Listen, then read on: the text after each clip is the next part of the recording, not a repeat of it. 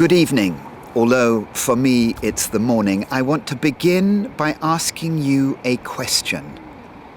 Did you choose to come here this evening? Was it really your choice? Think about it for a moment. Or was it because you know Lisa Appignanesi? Or was it because you're obsessed by the mind? Or was it because you know Tim Crane or Patrick Haggard or Declan Donnellan or Timberlake Wertenbaker? Or was it because, perhaps, although I think this is unlikely, you were expecting to see me, Simon McBurney?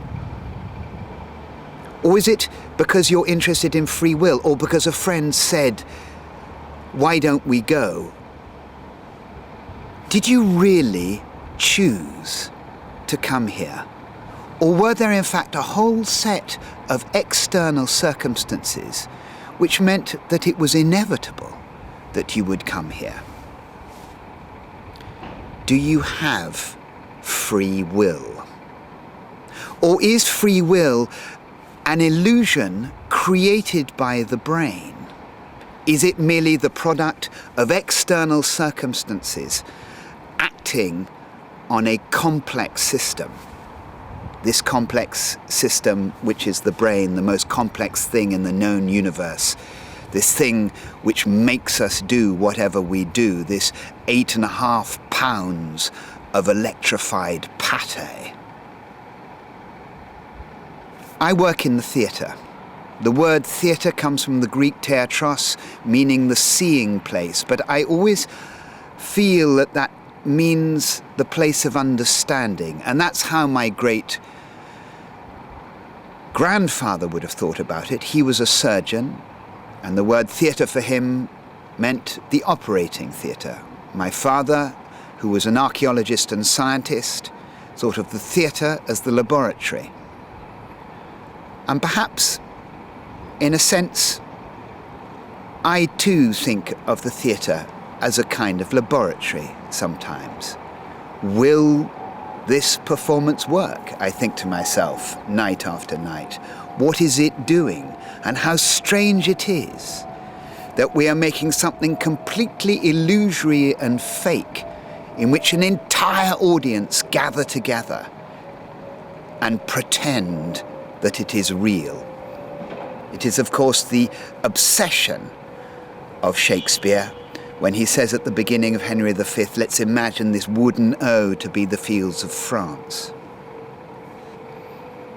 And so, if I were here, there are so many questions that I would want to ask of this panel and all the panels that are to come. Is, for example, mind and brain, are they the same thing?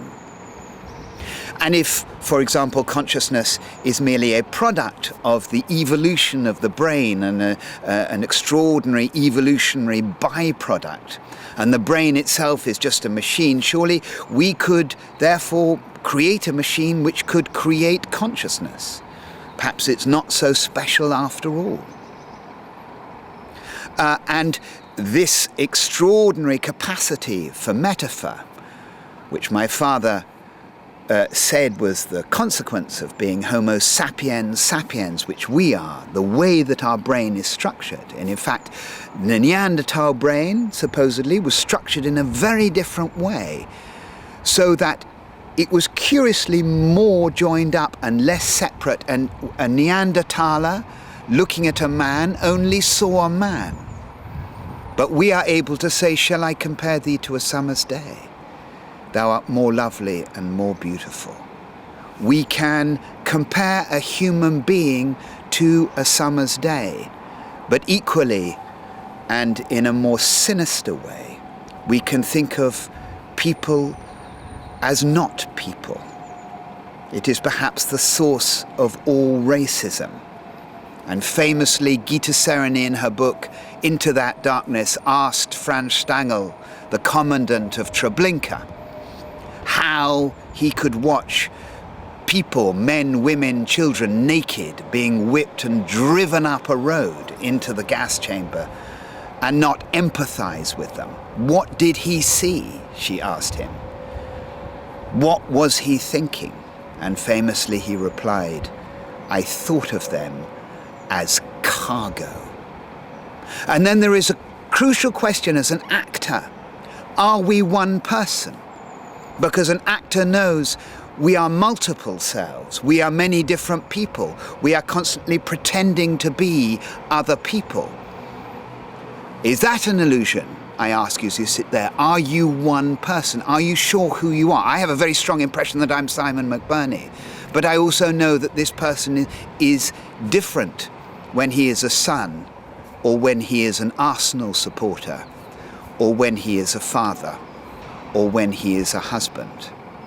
These are multiple selves, and is that another extraordinary illusion produced by the brain?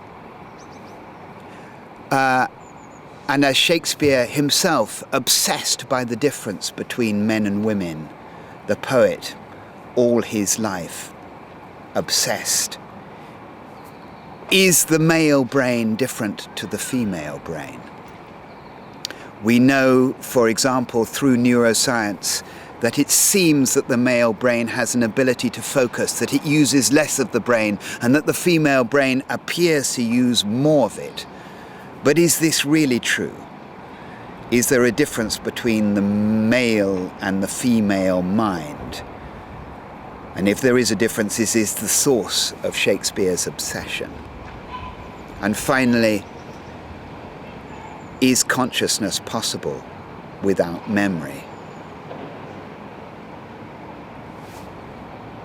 Or is that too an illusion? Because we know that memories don't really exist. We reproduce them on the moment by moment. And as I'm speaking, you're producing new memories now. And the extraordinary thing that we know about the biochemistry of the memory and the synaptic connections is they're being made and remade constantly throughout our lives. The brain is the most plastic thing, the most plastic and changing part of our body. And the extraordinary thing about the idea that you create memory on the spot, that no two memories are the same, is that memory and imagination are the same thing. These are just a few questions. And unfortunately, in this first discussion about free will, I have no choice to be there.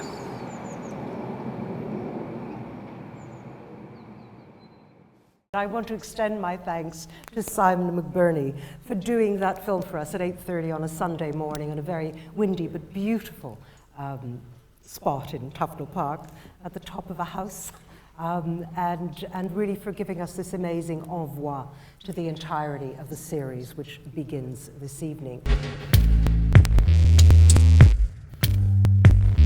A very great welcome to you all, and I'm very pleased that we have this extraordinary panel with us here tonight to make up, in part, for Simon McBurney's absence, but also because they are quite extraordinary in their own ways, as you will soon hear. Since this is our first discussion, I'd just like to perhaps highlight a little of the background thinking that went into this series. I've long been interested in how we think, how we perceive, dream, feel, how we experience love and hate, how we relate to one another, and how we remember, and indeed how we use language. You might call some or all of this the constituents of our inner life, as well as the way in which we make our way in the world. And I've also been interested, as I'm sure a great many of you are, in how this gets translated by those languages or professions that study or comment on all the experience that we have as humans, how they comment on the brain, which makes it all materially possible. So these various disciplines, philosophy, psychology, psychiatry, neurology, psychoanalysis, and of course medicine. So it's no surprise really that these descriptive and professional languages change through history, in the course of history. Now, neuroscience is the newest field of research to take all this on board and indeed to incorporate many of these other fields that we've talked about, as well as chemistry, of course, and genetics. and it has made great strides towards our understanding of the brain and perhaps also the mind. As you all know, the 90s were declared the decade of the brain, and the noughties were the decades of the mind. And I think from a focus on cognition and brain abnormalities, although Patrick may correct me in this, neuroscientists have now also begun to research agency and what they call resting states, or what might once have been called the unconscious. Many millions have been poured into this research, and much of it has been powered, I think, by the new technologies, the visual technologies of MRI and fMRI, that functional or time-based magnetic resonance imaging, which allows us to see and map brain effects, just as the telescope and the microscope and indeed the photograph allowed us pioneering scientific developments in past centuries. And with new ways of seeing come new ways of dealing with bodily ills, and also new ways of understanding, perhaps also of misunderstanding, as mind is linked to the physical or brain correlates.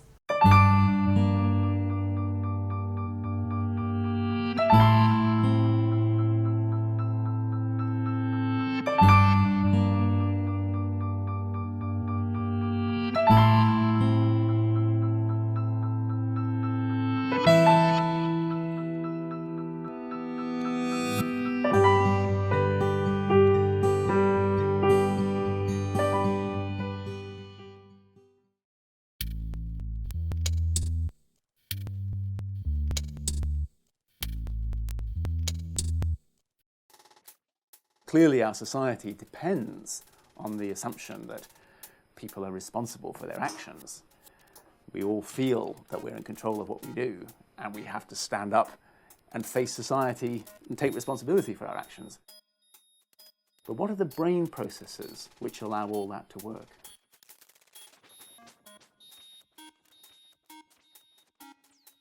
And the underlying question that we're driving at is, where does our sense of agency come from? What gives us this feeling of mastery over a machine, or over a situation, or even over a person, I suppose, or over our own lives?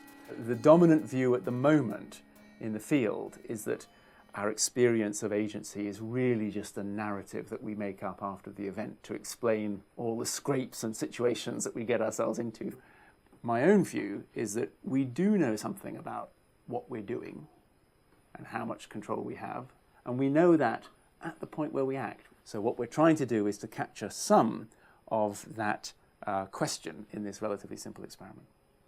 So the key thing that you have to do today is simply watch the screen in front of you, and you'll see appear a double-headed arrow which looks just like this. So what I'd like you to do then is just to place your index fingers on this key and on this key. And when you see the double-headed arrow, just make up your mind, according to how you feel on the spur of the moment, to press with either your left hand or your right. And you'll see some colours which will flash up on the screen afterwards. And then I want you just to tell me how much control you feel you had over what happened as a consequence of your own action. We're going to present on the screen a little scale where you have to make a judgment between 1 and 8, where 1 means that you didn't really feel that you were controlling the colours that popped up at all, and 8 means that you felt, yes, I was in perfect control of that colour.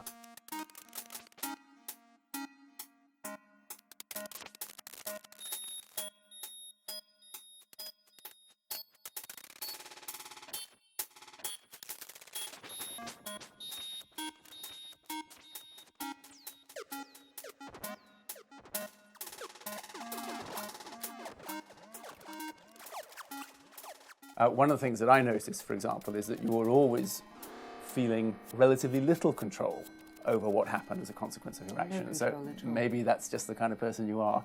And one of the... So what does that mean? Well, now we're able to debrief you, as we call it, and to explain what was actually going on.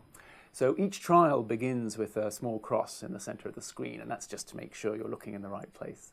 And then we very briefly flash up what we call the subliminal prime. And that's just a briefly presented arrow pointing to the left or to the right. And it flashes up so quickly that you can't consciously see which way it's pointing. But it's processed by your visual system, and the information is available in your brain, because when we subsequently ask you to decide whether to press with your left or right hand with that go signal, that double-headed arrow, if we had shown you a subliminal prime to the left, you'd be more likely to press with your left hand than if we had shown you a subliminal prime to the right. One thing that comes out of our experimental results is that people feel less sense of control when we've primed them to the left, but they end up going to the right. So at one level, you could say such a person is kind of in conflict about what to do. So the feeling of agency and of being in charge of your life, if you like, goes with fluency and mastery, and it doesn't go with conflict. So at that point, that's perhaps slightly contrary to the way that we often think about free will as the assertion of the individual over the present circumstances. Our experimental data suggests that it's more about the harmony of the individual with the setting in which they are found. How do we still allow the concept of the individual person with their individual dignity and their individual freedoms? How do we allow that to remain key to our human nature, while also recognizing that there's a sense in which we are brain machines?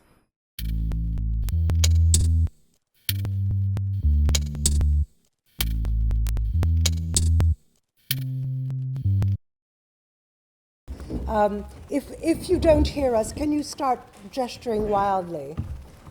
Left hand, right hand, doesn't matter, we'll know what you mean. So, Patrick, I think we'll let you begin and amplify a little of what's going on there and what this whole question of agency and lack of it is about. Okay, thank you very much. So first of all, I'd like to thank you for inviting me to be here. I'd like to thank Poppy for that outstanding film. Really, really nice. Thank you. And I just wanted really to say three things, which I hope you can hear me at the back. Can you hear me okay? So the first one is I really enjoyed the film, but it showed me that I need to tidy my office. It was interesting seeing how many papers had been left lying around. So that will be my next resolution. The next thing I wanted to say was something about what a scientific experiment is and what it isn't.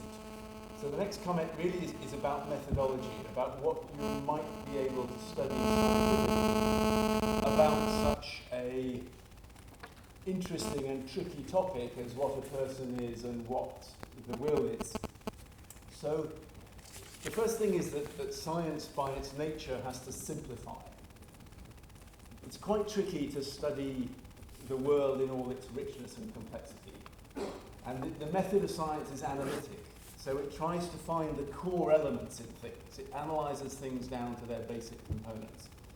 And the challenge when you study people, or aspects of human nature, if you like, is how can you simplify it so that you can study it scientifically without simplifying it out of existence?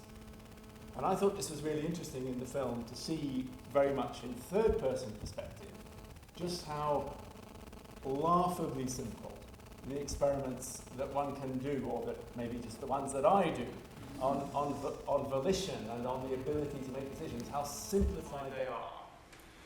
So I thought it would be interesting just to talk about the pros and cons or the problematics of that. So we want to study people and people making decisions and people making free decisions, whatever that means.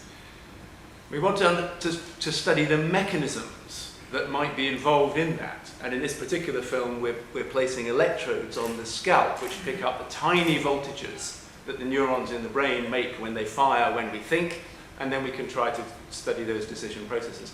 But there's lots that we leave out. So it's really clear that you can say, well, that's not what we mean by free will, and oh, you've simplified it too much, and that won't explain why we choose to take this job rather than that job, or say a nice thing or a nasty thing to our partner in a particular setting. And it's true, it won't capture all of that. And the question is, does it capture the core? Does it capture the absolute core? And the absolute core for me is the idea that a person can generate a piece of information within themselves which is not an immediate reaction to any single obvious stimulus.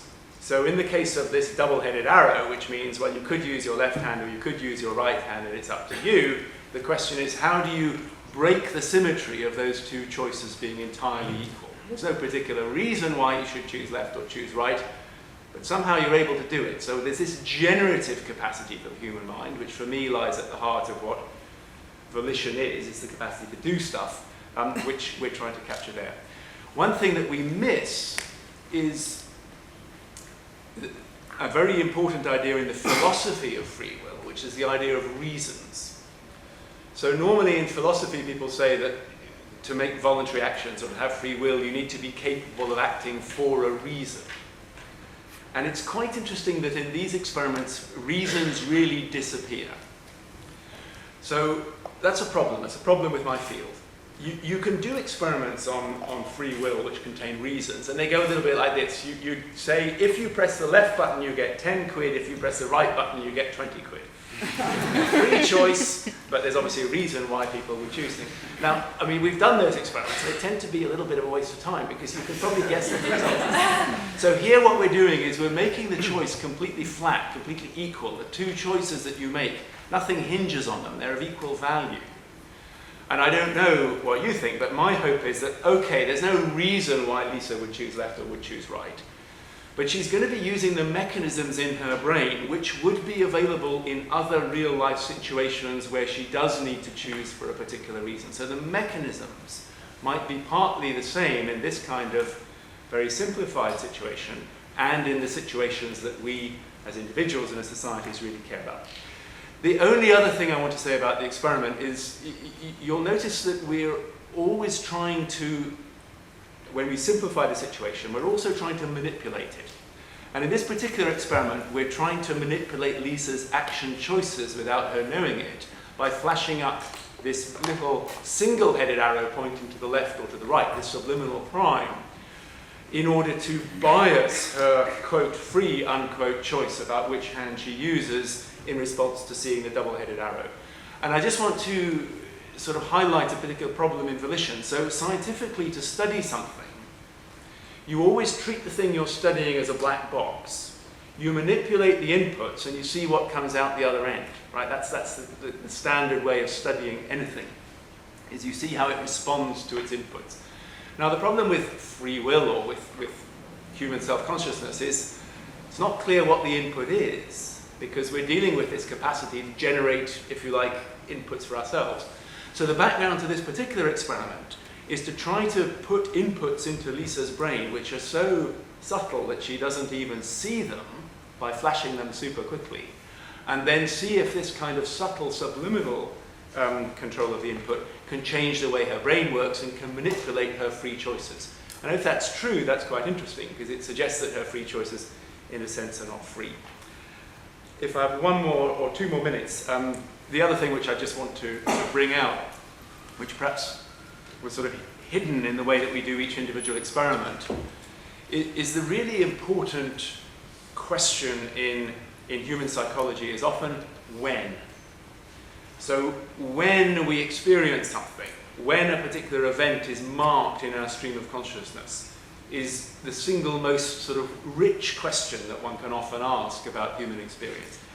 And in particular, there's a big debate in the consciousness of volition and the experience of free will about whether we know about our actions before or after. So the sort of dominant theory in a lot of science at the moment, as I said in the film, is that my hand goes up, I notice my hand in the air, and I say, oh, Patrick, it's okay. You must have planned to do that. It must be your will that your hand is in the air. Don't worry. So it's this kind of post hoc, after the event, explanation of our behavior, which is supposed to give us the conscious experience that we intended. So we didn't really intend anything before we did it, but we retrospectively insert into the stream of consciousness after the event that we had intended. Now, to some extent, that's pretty true. There's quite a lot of evidence that the brain does mess with retrospective insertion in the stream of consciousness. But I'm very interested in the things that happen before we move our hand. And in that particular experiment, what we're trying to do is to control what's happening in the brain before Lisa moves her hand by flashing up subliminal primes. And the result of that experiment is that things which must be occurring before she presses the button have an influence on how much control she thinks she has over the consequences of pressing the button. So you press the button, different coloured lights come on, and you feel more control over what happens, what lights come on, according to whether you're following this little thought insertion that we've done into your head with the subliminal prime or not. So I think that our actions do have these precursors. They come from things that happen before we act, and I think our experience of our own action depends partly on these pre-motor type of events. Now, whether that means that we're really in control, I think that's up for you to decide, but up to you to decide. But I think the big debate in the psychology of consciousness at the moment is what happens before and what happens after. And a recent psychologist has said that 95% of our life is unconscious. Well, I don't know how you can measure that. I'm not sure I believe it. But 95% of scientists working in the psychology of consciousness think it's all an after thing.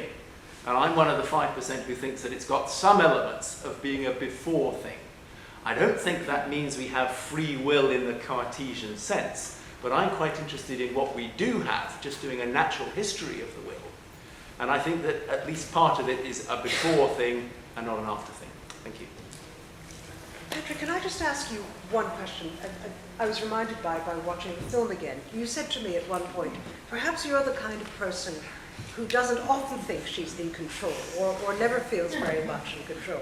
Now, I then stopped. I thought, am I this kind of person? And it struck me as a rather cognitive scientific or neuroscientific thing to say to me. It was a kind of generalized attribution. And I just want to know whether you'd like to unpack that. Not to do with me being good and under control, but what prompted you? What subliminal prime did I give? Well, I think what made you make that kind of assertion? What prompted me was nervousness. I think that was a mock-up, obviously, of an experiment, not an experiment. So we were doing a combination of showing how an experiment works and also discussing and explaining what the experiment was about. Whereas when people participate in experiments, first of all, they do so on the basis of informed consent, and they do so on the basis of undertaking to help the experimenter with their research, and quite often the experimenter will only explain afterwards what's actually going on. And certainly the professional experimenter would never start talking about the psychology or the psychological makeup of an individual participant in an experiment while the experiment's going on. So I'd just like to add that. I've been wondering ever since whether I'm the kind of person. Jim, would you like to take up some of these themes? Yes. Well, yes, thanks very much, Lisa, and thank you, Patrick. And, yes. Speak up. Am I speaking loud enough? Thank you.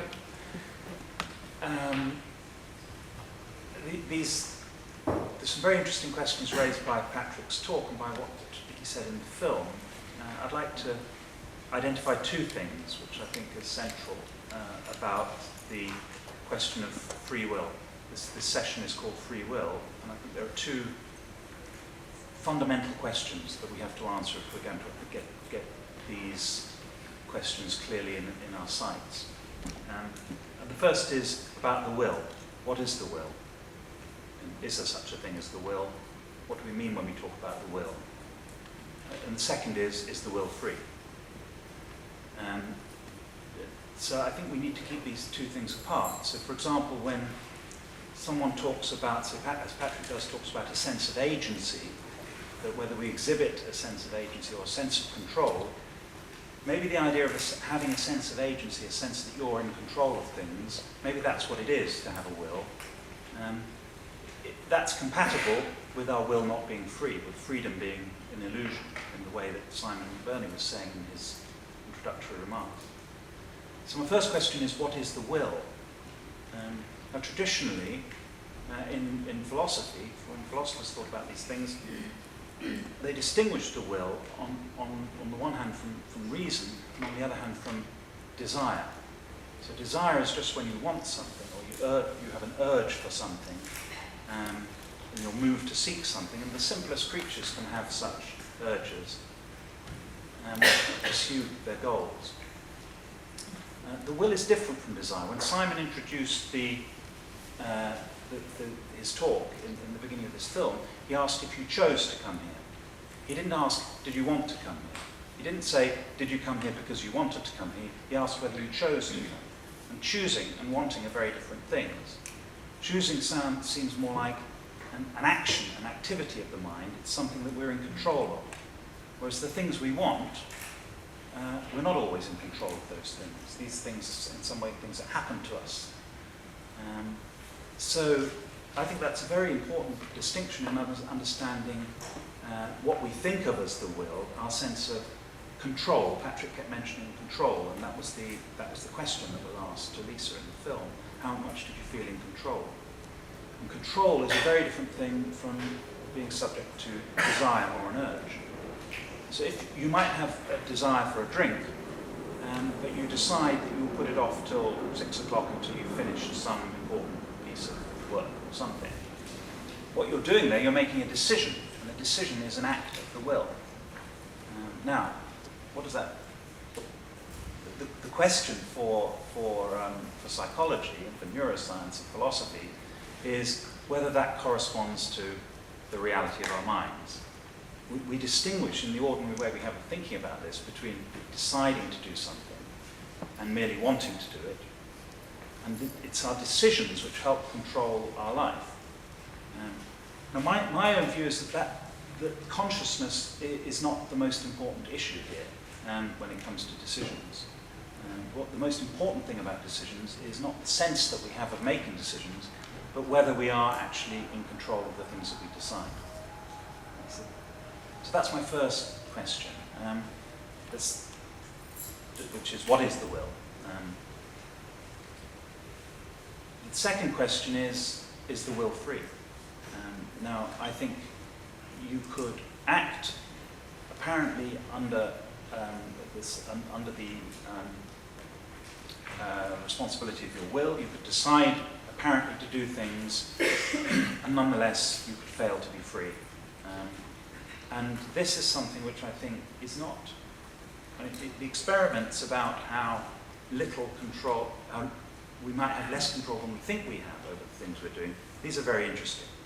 The idea that we're less in control than we think we are, that's a very, very important area of research. However, those experiments do not show that we do not have free will. They only show that we have less free will than we think we have. They don't show we have no free will. It would be very hard to see how there could be an experiment that showed that we have no free will. What is supposed to show that we have no free will is not an experiment, but a quite general argument which has been debated by philosophers for centuries, which is a very, very simple argument, which is that if everything that happens is fixed by what happened before it, then we cannot really be in control of what we do. If everything you did today was fixed by things that happened yesterday of various kinds, just like in the way Simon was saying in his film, those things were fixed by things that happened before them. Those things were fixed by things that happened before them, going back to before you were born, going back to before there were any people. If that's true, that everything that was fixed by what happened before it, then it seems that our decisions too were fixed. And if our decisions were fixed, then they're not under our control. And that's quite a general problem about the very possibility of free will, of real control, which is independent of any experiment. I'm not criticizing the experiment, I'm just saying the experiments don't say that we don't. I can argue that we don't have free will without performing the experiment. I'm not going to take that out because I don't want to take any time now, but I find it... Okay. Timberlake, you can take it. I want to take something. I have a question. First of all, I have a question for Patrick. I mean, then I will say something else. But if I understand the experiment correctly, there's a subliminal suggestion and the arrow goes. And because Lisa was not following the suggestion, she felt she had less control. Is that right? Right. So in other words, by not following what has been suggested to you, you feel you have no control over. Yeah, the critical thing is you feel more control when you follow the suggestion that we put into your head compared to when you disobey or go against the suggestion that the prime puts into your head. I came away from that thinking I'm a natural rebel. I didn't even know that. But the rebel feels they have control. This is what I'm trying to understand. I mean, the rebel who says, no, I'm not going to follow that, feels they have more control. So you're saying something slightly different from what we generally understand. Yeah, I think the result is quite paradoxical because one might have expected that you feel in control when you assert something inside yourself against all the suggestions that the environment is giving you. But what we found is exactly the opposite. You feel more in control when you sort of fluently flow your actions according to the harmonious suggestions of the world around you. In other words, when you have no free will, you feel more in control. That's what I wanted to make that clear. Well, I'm going to talk in a slightly different way because I'm a playwright and I have no answers to any of this, but because I create characters and because they have to go on the stage, or they have to be able to go on the stage, I'm dealing with this notion of, what it means to be, what it means to make a decision, I think, all the time, and particularly what it means to be conscious. And there's immediately a paradox, because if I'm writing, if I'm inventing certain characters, I mean, I was just thinking about this today, if I'm inventing certain characters, obviously they don't exist until I invent them, therefore they're completely unfree, they have no volition, they have nothing. And yet, in the process of making up their brains and their minds, I have to give them that free will. So and yet they don't have it. So it's a complete contradiction in the very act of creating something. And I have no way to explain it, but it seems to me that immediately brings up the problem, because once I've created a character, that character will then decide at some point on the stage to speak. And that decision to speak usually comes from something pushing that character to speak. On the other hand, that very decision to say the first word is a decision, and it's just a question, I think, which Declan might take up later, or maybe not. So I just wanted to bring the problem of what you do when you're creating something. That is, that you're creating somebody conscious. You're doing it yourself, rather unconsciously. I don't sit down and know exactly what I'm going to write. I have some ideas, and then I often write something which is completely different to what I intended to write. Whether I then feel more in control or less in control is a question I would have to have, I'd have to experiment with. So I think these are, anybody who is creating something, I think, is constantly battling with this, and yet is probably not aware of battling with it. And it then occurred to me, if we get these answers, if you can really come up with something, or if you, Tim, tell me that philosophically, if I just rearrange, if I just think about things differently, I will understand this question. Will I then create completely different characters? And will they be fundamentally different from, let's say, a character in Chekhov? And that's just a question I'm asking myself now. Which I think has to do with, maybe what knowledge has to do with the freedom we have to create certain characters. In other words, can I create a character who is not aware of any of this, and I myself am aware of it? So I'm just going to leave that aside for a moment. And then I want to talk about a playwright who Declan has directed, whom I've translated, who's Racine, because it seems to me that he's the one who where you see the question of lack of free will, and yet free will at the same time, because what happens with any play of Racine is that nothing has been determined until it is put into language. And the minute somebody says something, you've started this whole tragedy. In other words, there is the possibility of there are infinite possibilities of actions until something has been said. And the minute it's been said, something has been determined by the process of saying it.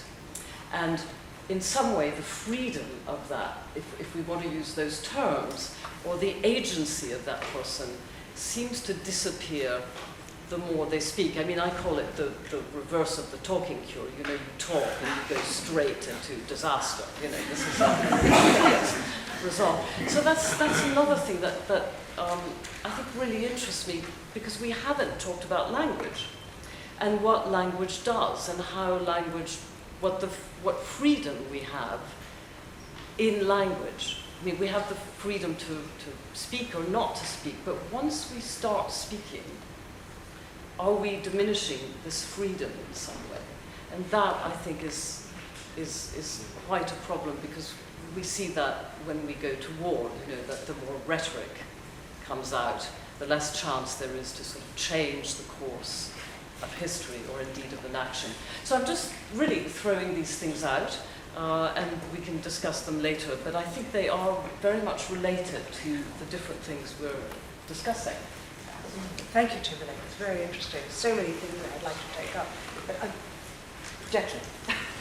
Thank you. I was going to speak off the cuff, and I am, because I come from a different discipline. But I would agree with Timberlake that, in a way, that as we know, through bitter experience, there are very few problems that can't be made worse than by talking about them. And I also think, I think it is a problem, actually.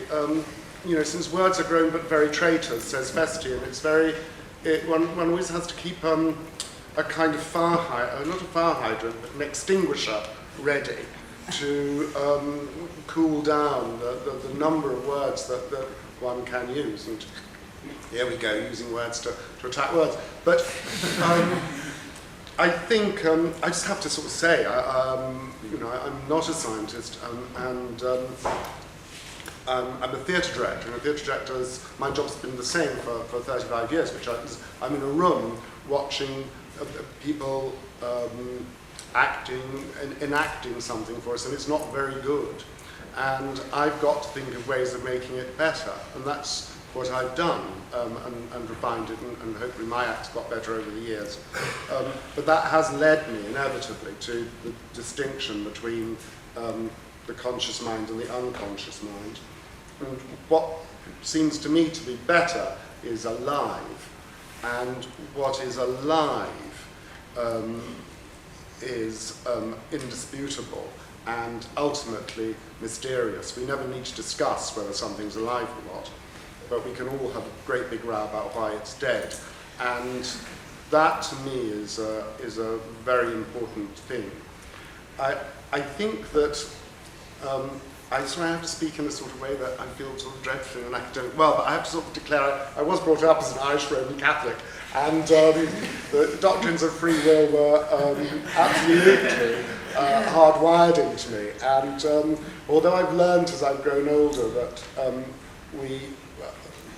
we have delusions of choice and we have delusions of control, but we do have choice and we do have control in certain very limited areas.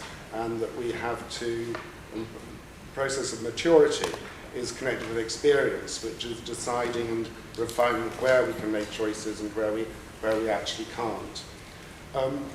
This happens in rehearsal a lot, and it's quite interesting to see how, as I grow older, I have to sort of wean off sometimes younger actors or actors in general from fantasies of control. And they will happen very often in discussing motive, you know, so like, why does Juliet love Romeo? Why does? And experience has taught me that motive's really not very interesting to discuss at all. I mean, it's interesting, but it's merely interesting. It isn't the thing itself, motive. What matters is what happens. In real life, we hear a politician speak, we can be cynical about it, don't listen to what they say, but see what they do. and then very importantly in one's own self, in one's own spiritual life, rather than getting involved in some sort of great spiritual excess. Just watch what am I doing? You know, how kind are my actions? How unkind am I being? There's very little more to spirituality, I always feel, than just simply being kind and making sure that you actually see what you are doing. And I think theatron actually means a place for seeing, and a theatre is a place where we see things. Now, we can blind ourselves to seeing things by asking too much why, because why is a great evasive thing, because actually I don't know why. And one of the problems when we put on a piece of theatre, but there are many ramifications in different areas, is that the actor very often, or the theatre artist, because I teach directors too, and I work in other forms like ballet and opera, but people want to make decisions about the character that they're playing. They want to make decisions about the motives that they're playing. They want to make decisions about the feelings that they're having. And it seems to me that we don't know what motives we have, we don't know who we are, and we don't know what we feel. Because a feeling, for example, is like a fingerprint. We are emotionally illiterate, and every feeling is different. And we can start piecing together once we accept the fact that we do not know what we feel. And then maybe by what we do and events that happen, we can infer what happens. Now, a lot of that is to do with peeling things away, and in rehearsal we have to find a word which is the impulse to speak.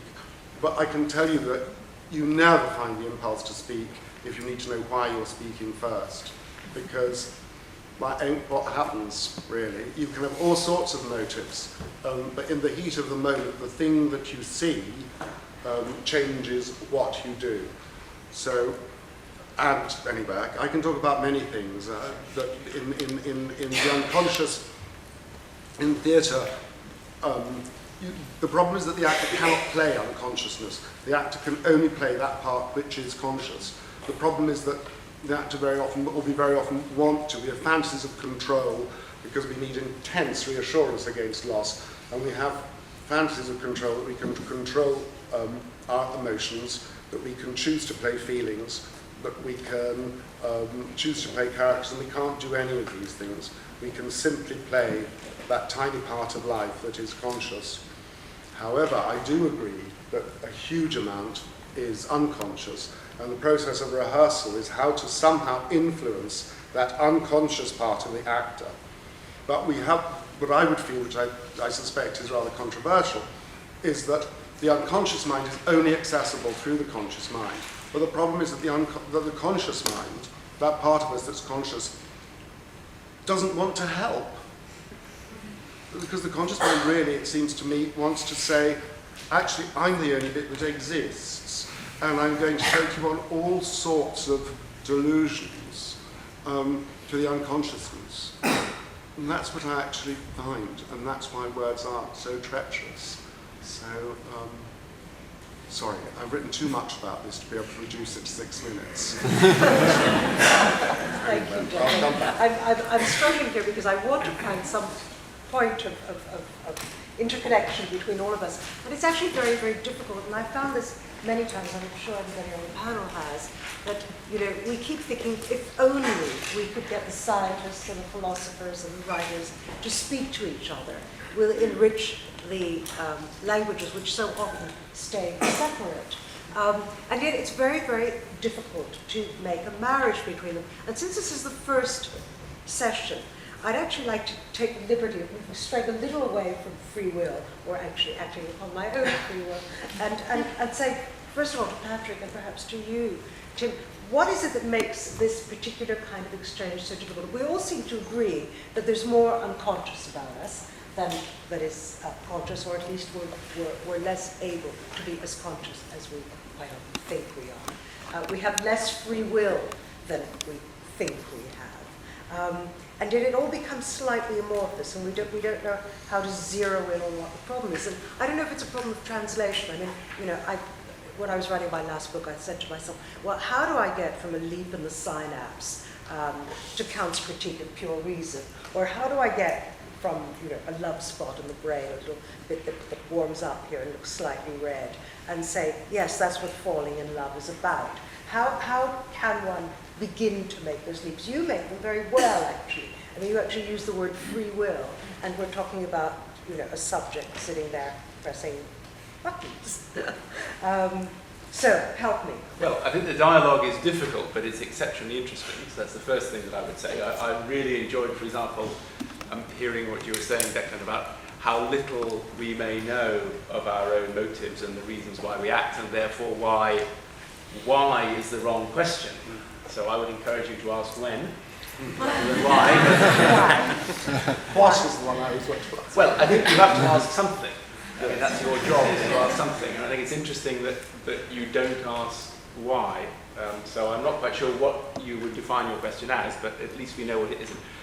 So the dialogue is quite tricky, but and I'll just make two comments in reaction to that. The first one is that in interdisciplinary dialogues, you need to keep a sight of your own goals. So I'm never going to write a play. I might do another experiment. It may or may not be a good one. So you need to keep a concept of where you can take the discussion in the end.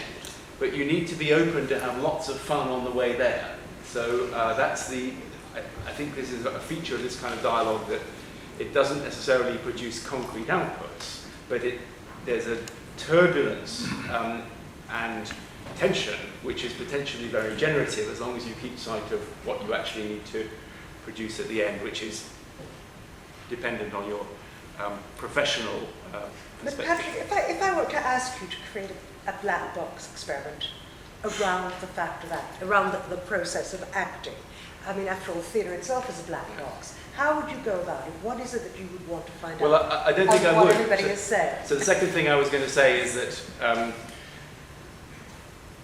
there's a difference between having the conversation and generating the ideas, which is lovely and important and very creative. And then, at least in science, what you actually have to do is to test. So one's asking, well, what are the truth conditions? So you need to think, how can we check whether this is true or not? And in my mental slipstream, I was trying to do exactly that while I was listening to Declan talking. I was thinking, that's really interesting, could we ever test that? And I won't dump my mental slipstream on you now, but maybe some of it comes back and it fertilizes ideas for things that we can test. And that's simply because in science, if we don't test, then we're not doing science. Well, yeah, I think you're being slightly pessimistic, actually. So I think, we identified a common subject matter, which I would call agency or control, and people have said various different things about the extent to which we have it, and what influences the extent to which we have it. So in Patrick's experiment, the extent to which you feel you have it is determined in very interesting ways. So I'm sorry, very sorry. So I think I don't share your pessimistic view. I also don't share Declan's pessimistic view of how much we know each other. Having had a Catholic background myself, I've come out slightly more optimistic. I think a lot of what we do is mysterious to us, but I don't believe it's as extreme as you say. But it seems to me that's a discussion that you could have. That was a debate that you could have about, as it were, the everyday, the phenomenology of everyday life.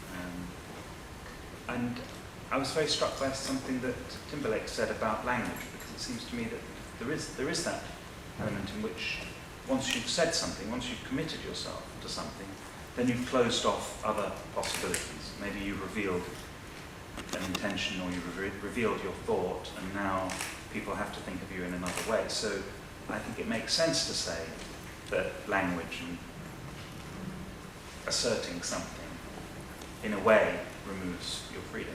So, yeah, so they were just, as for Patrick, I'm a big admirer of his work. I think that what he's talking about is the sense that we have of our own agency and what that is.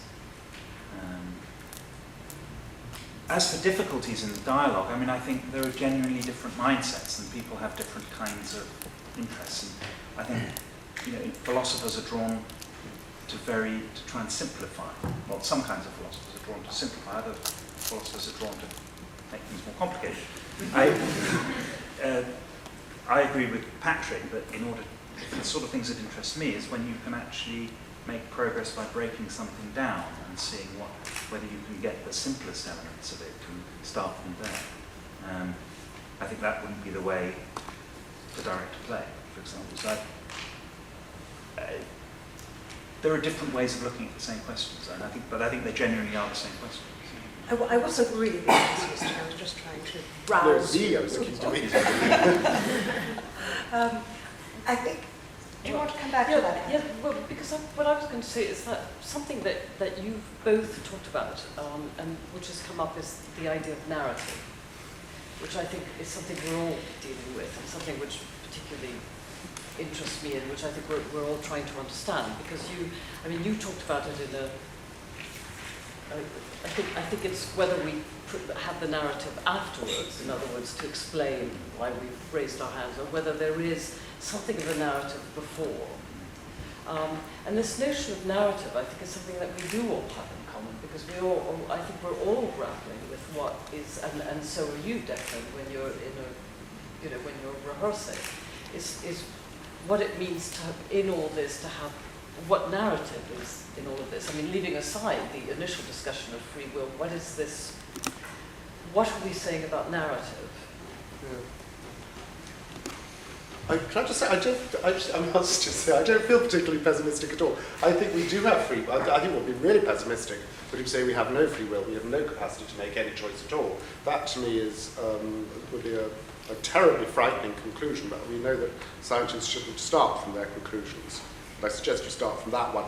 That actually, the life would be worth living if I really felt we had actually no choice ever about anything. But that's one of the reasons why I'm not a scientist. I'm just saying, well, I'm not a barrister either. I was trained as a barrister. And was Lord Eldon, a famous dictum says, a man's state of mind is very much similar to the state of his digestion, and it's the central tenet of British law.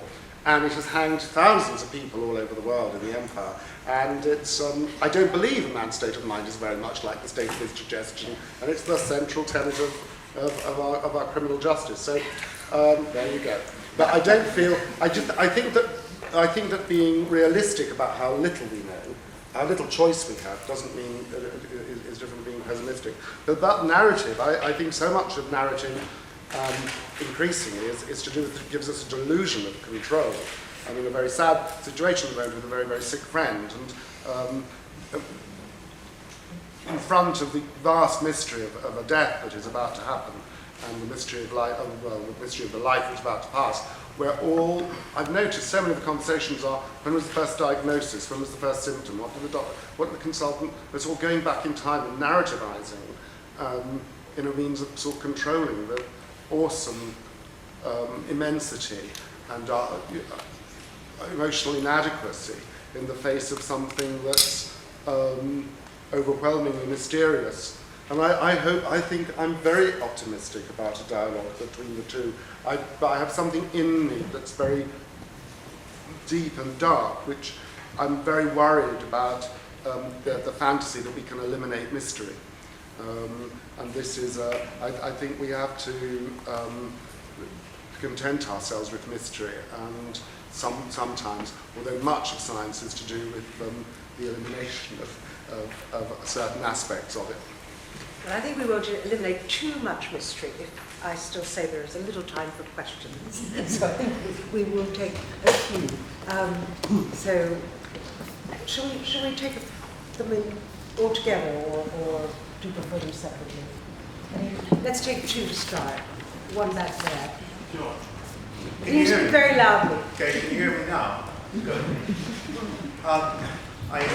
You mentioned earlier that scientific experiments have, to a point, explained a lot of the things about ourselves we didn't know, and shown that we are less agentic than we may have believed. That much of what we think isn't actually what we think it is.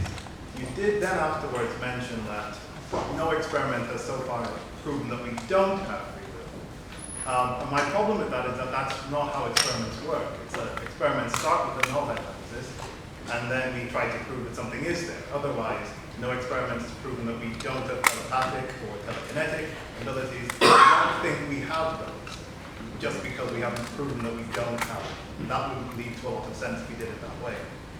Free will, to the best of my knowledge, has never been demonstrated by any experiment.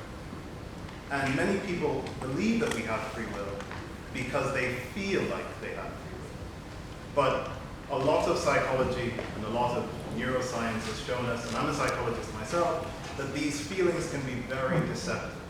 And so when people talk about free will and you say, well, we can't prove that we don't have it, it almost makes me skeptical, because I think, do we really have so little evidence that we do in fact have it, that this is the best thing we can say to ourselves to reassure ourselves that we do? So I'm wondering if you want to comment on that, since it's your comment. I guess both of them. Do you want to comment now? Yeah, I agree with everything you say. I think you're absolutely right.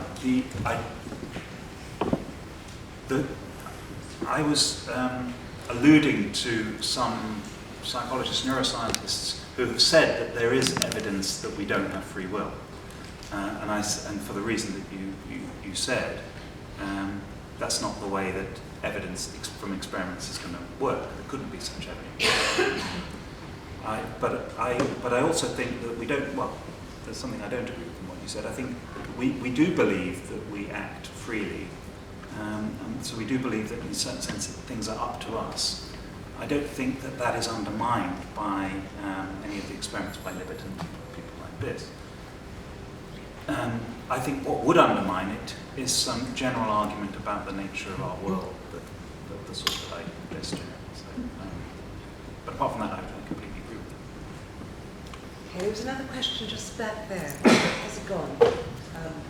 Yes. So it's Megan to Patrick. Thanks very much. And could you stand up and speak very loudly?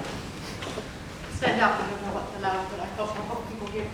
Patrick, thanks very much in such an interdisciplinary meeting that I think as a scientist it's really beautiful that you start with a kind of an epistemological disclaimer.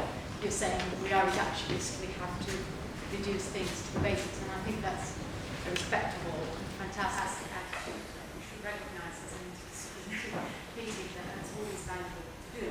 So it is in this context that my question asks, is there a form when we try to reduce down to the mechanisms? Are experiments in action the best tool of science to answer the question of free will? And I say that because you both have been talked about what is will and what is volition. But we will to think, we will to imagine way before we act. In fact, I can will to slap somebody as the famous will not literature says, but I then choose not. And is it not simply that we choose action because it's the tangible experiment to do, something we can measure? But in fact, the core mechanism of will is something to do with our cognition, it's something to do with something we in psychology call mental states, which is highly interesting. Thanks very much. So I think in philosophy people often, Tim talked about the act of will as really being the decision about what to do, with the behavioural implementation of the decision through the actions of one's own body really being something very late and very secondary and relatively unimportant. So that's certainly a reasonable assumption. I suppose I'd say two things. First of all, we can actually measure actions, whereas it's relatively difficult to measure thoughts. So there's a controversy going on at the moment over whether the control of thought is anything like the way one controls one's thoughts is anything like the way one controls one's actions or not. Because we have so few ways of actually studying what thoughts people have other than through their actions, it's not quite clear how that debate could be resolved. So that's the biggest worry, I think, there. I'd just like to come back on one point about reductionism. So I thought it was very nice, Declan, that you mentioned the problem of the mystery, and that you don't want to eliminate the mystery, or not all of it. And that's interesting. I mean, we've had culture has entered this evening in a number of ways. We've heard about religion, for example. So that's clearly one place where a lot of our ideas of free will come from. And they're things that we believe and that have got into our culture, and there's something rather mystical about a lot of them. Now, I don't know if there are mysteries or not, but if you're a scientist, you want to avoid believing in the mystery until you have to. Right? So the mystery may well be what's left over after you've reduced everything down to the simplest, most core, thin experiment that you can. It may be that you still find there are phenomena that you can't explain, or there are features of our experience for which we can't find yet any clear neural correlate, and let's by all means call those mysteries. Let's certainly respect mysteries, but I think the mere fact of trying to reduce a mechanism or something down to its mechanistic components is not necessarily to be seen as a threat. It might actually help to illuminate what's left over after. Yes. I think we have time for Do we have to be out of here by 8? No, I think we can carry on. We've got a few minutes.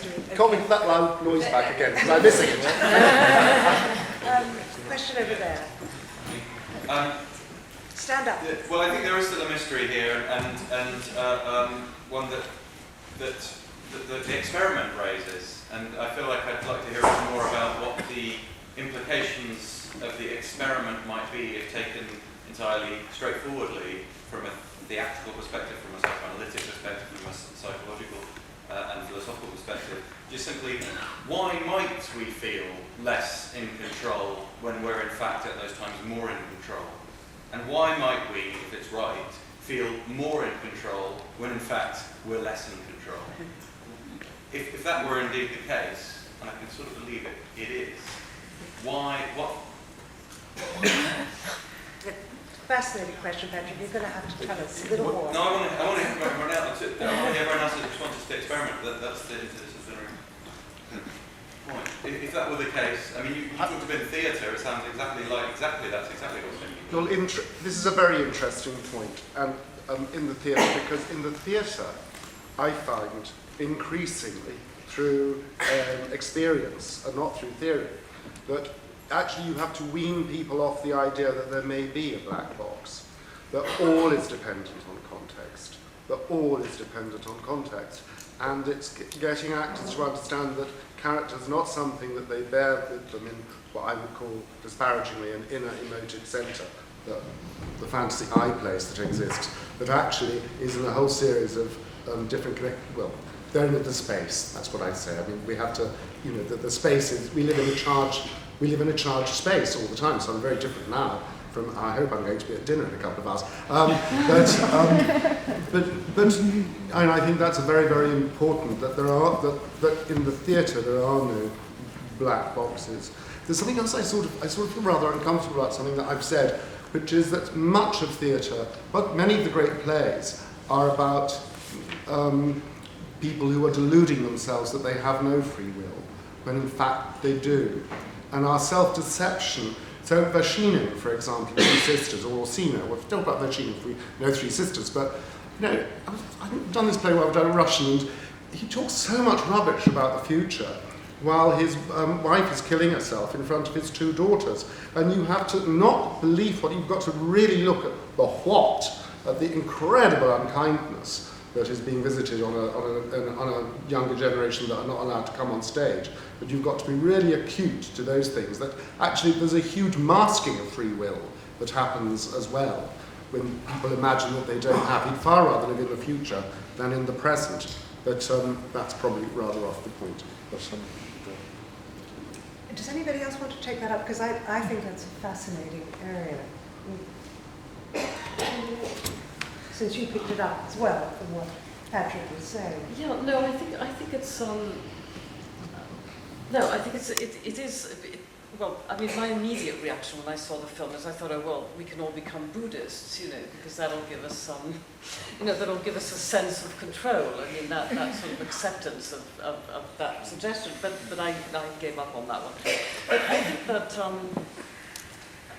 I think that when you're writing and probably when you're acting that you are it's not that you feel more in control, but that there is something, when you don't try to control what you're doing, you are much more free in what you produce. I mean, you must know this as well. So I think there is something absolutely that happens to the writers, that the less you try to control, the better and the easier something, the work can come about. So I think there is something there, although I don't think that you then say, oh, I'm really in control. I think that's where I'm sort of question this feeling of being in control. I mean, I think you feel good, but I'm not sure that's the same as feeling in control. And I'm not sure that in your experiment, I wonder if the question of saying, are you in control or are you not in control, couldn't be, or are you feeling good or are you not feeling good? I mean, but that has to do with language, whether you just, there's something in the experiment, in the very use of your language, which isn't quite, I wouldn't say not truthful, but which could be understood in a different way. Could I just say, just one comment on this. I mean, it seems to me that the world might be giving us a lot of subliminal priming. A lot of our life might be, we're being primed to think things. So our normal condition might be doing things where we're I'm sorry. Our normal condition is doing things where we are subliminally primed to do them in various ways. If that were true, then that might be an answer to the question. Thank you. This is a question to Tim. Well, when it comes to the physical world, normally the way we associate the way events occur is that either event necessarily happens after a previous event, it randomly happens after a previous event with a probability associated, or it could just happen for the sake of it happening, entirely random. Now, in that conception, if we have a physical conception of the mind in that way, there seems no place for any control or any free will, because things are simply either determined or random, and therefore we cannot choose in any way. So I would say that to have any conception of free will, we must posit something metaphysical. Science, unfortunately, would not be able to explain that. Well, that's a very clear statement of the problem that I was talking about, the general problem about freedom of the will. I think you make an important point that if just because things happen with a certain probability, that doesn't leave, and that just leaves room for free will. It doesn't explain what free will could be. So if it's not true that things are absolutely determined by what went before, that doesn't in itself tell us how people can act freely. It just means things act by chance. And chance isn't control. Can I just come back on that to tell a really nice scientific anecdote? So one of the key figures here is somebody called Benjamin Libet, who many of you may have heard of, who was a neuroscientist working in the United States, who did a series of very good experiments in which he tried to time the moment when people experience the free will to move their hand. So you have to think when you're going to move your hand, and then you suddenly think, oh, I've got an urge to move my hand, as he put it, and then you move your hand. And using a complicated set of when questions, he was able to work out when do people feel the urge to move their hand, and it's 206 milliseconds before your hand moves. But your brain begins to prepare the hand movement around a second before your hand moves, right? So there's this big gap between your brain beginning to prepare the action and you knowing that you're about to make it. Now that means that brain activity comes first and conscious experience comes second, which is the opposite of the way that the classic Cartesian concept of free will would suggest it, right? So the classic concept of Cartesian free will suggests that consciousness causes brain activity, but Libet showed that the temporal order is the other way around. Now, Libet was an interesting person. I never met him, but I suspect he was sort of rather interested in the philosophical implications of all this. He knew that it would be problematic, and I've heard it anecdotally that he did those experiments long before they were published and put them in a filing cabinet until he got tenure, because he knew that if he published them before he got tenure, he'd never get tenure. He then published them. And he thought, okay, so we don't have free will in that sense. And you could just stop there. You could just say we don't have free will. But I have the impression that he wanted to know a bit more. And he ended up concluding that we don't have free will, but we do have free won't.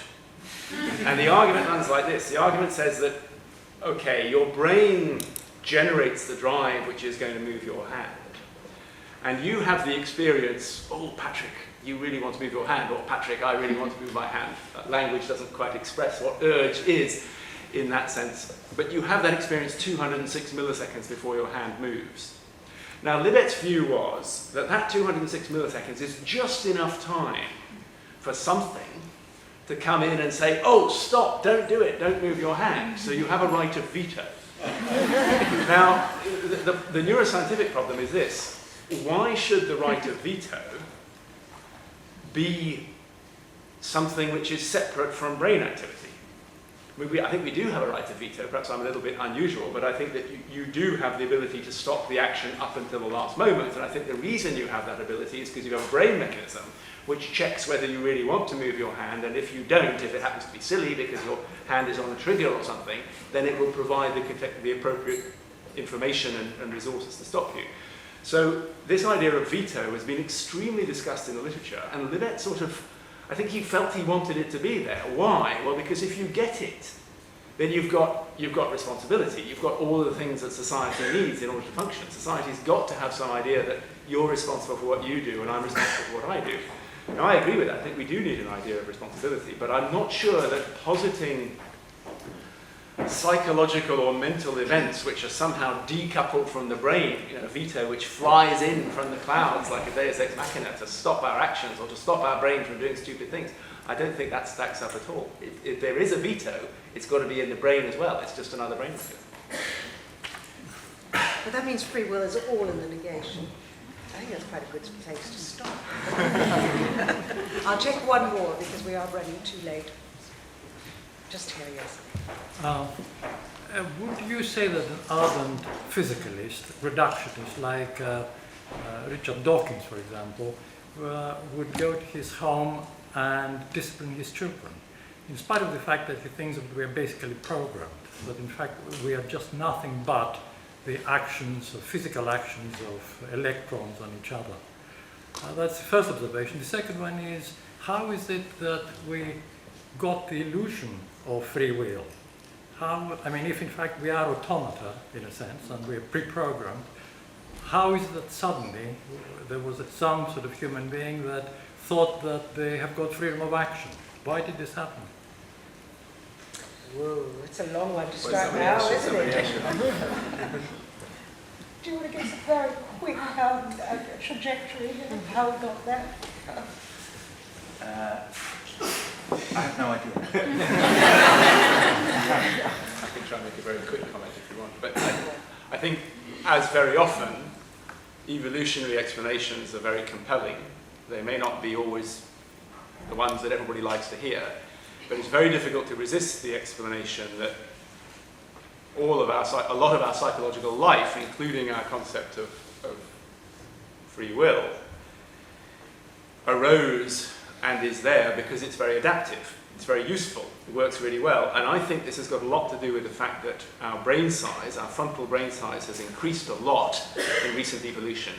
And we now live in very large social groups. So because of the frontal lobe size increasing, we can do lots and lots of things that our other animal neighbours can't. We're very flexible in what we can do. That means you could do almost anything right now, and I could do almost anything right now.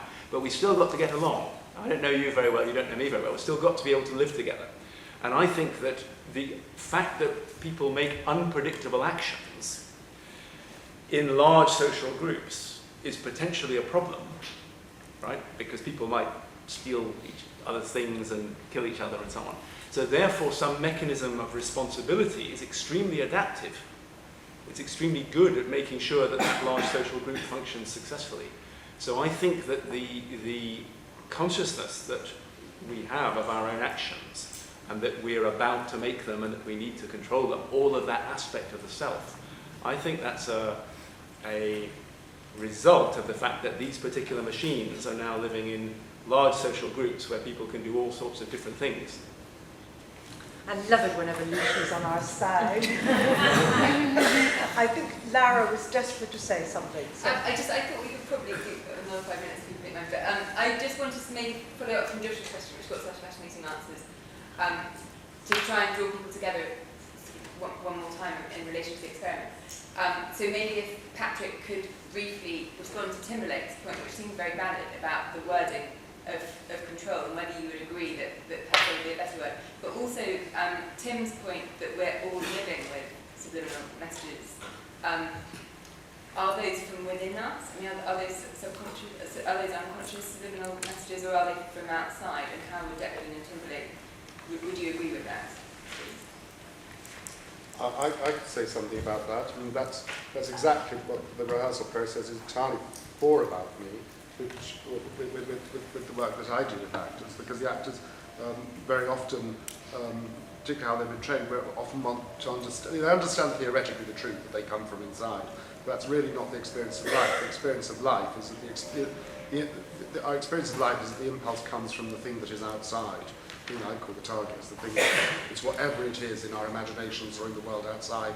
And in fact, oddly enough, that's exactly what the process of rehearsal for me is about, is getting the actors to charge the space outside, so there's not an empty black box in which they're in sole control. They're receiving things which give them impulses, which then of course there is an imagination to deny. Just because it feels good doesn't mean to say we do it, you know. And nobody feels as much in control as an addict in front of the substance. That's when the greatest illusion of control is done. I know exactly what I'm doing. Just one drink. Timberlake, do you want to take any of that up?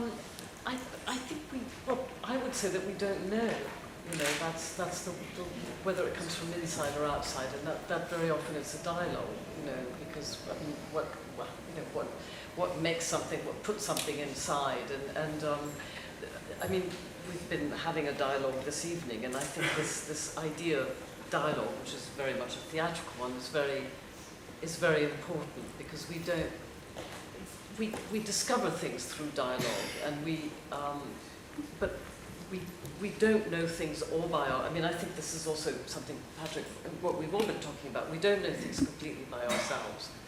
You know, we are we do live in a world, and I mean, Patrick's experiment was.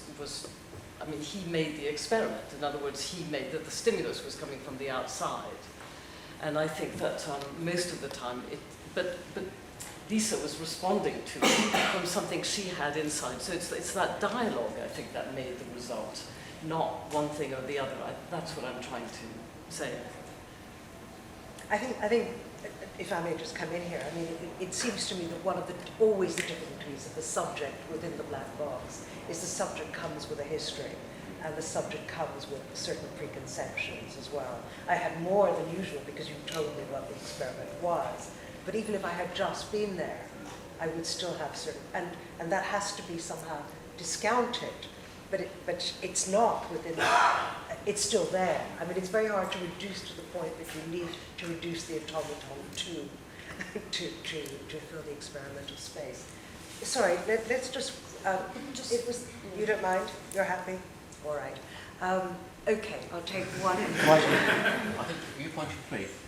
I think the person behind Can I follow on from where we are there and say, if we take that experiment to the extreme of one subject who's made a decision when they find out about the experiment, maybe you have some data on this, maybe you don't, of always pressing right or always pressing left or having a sequence in mind, first of all, do they feel like they have more control if they do? And then, to everyone else, do we think that's free will or do we think that's the complete opposite or somewhere in between? I'll just make a brief reaction to that. That's a really interesting problem. So there's something bizarre about all these experiments, because you invite somebody into the lab, they come with their history, which you respect and you hope does not completely invalidate your experiment, and you're asking them to do these rather odd things. So you're sort of saying, have free will now. Which is paradoxical. You know, what does that mean? And one of the things that can certainly happen is that the person might say, well, I'm going to press with my right hand, my right hand, my right hand, my right hand, and you're thinking, well, don't you ever want to press with your left? And if they say no, then there's nothing you can do, because you've got to, it's what's called trusting the subject, right? So if you don't want to trust the person and actually have or start from a premise of respecting what they bring to the experiment, then you wouldn't study people, then you'd study, I don't know, an amoeba or something different. So that is indeed a problem, and there are lots of clever tricks that one can use in an experiment to get around it. And I think the most obvious one, which is not only an experimental trick but also an assumption about what volition is that you're going to try to embed the experiment in a landscape where people are going to behave slightly unpredictably. And I think there's a very strong relationship between, quote, free will, unquote, and unpredictability. The idea that we don't always do exactly the same thing again. Why don't we do exactly the same thing again every time? Well, because it's extremely adaptive to try out different things. So even if we're a cow in a nice field of grass here, that cow will explore and try the grass in the next field because it might be even better. And I think part of what we're dealing with is this capacity that the human mind has to just sample lots of different possible actions. And there are various tricks in experiments to try to make people do that, which I won't go into now. But wouldn't that piece of data be interesting for you or useful for you, for someone? Fascinating. And have you got any of that? I'm going to take one last question now. Yes, Please. The person behind me here, a few questions back, raised the question of what might be the mechanism of a decision and suggested there were only two alternatives: determinism, where it was the inevitable result of the previous history of the universe, if you want, and indeterminism, where it was a random process with more or less probability. And what would that mean for this discussion? He ended by saying there might be something metaphysical which might somehow solve the problem.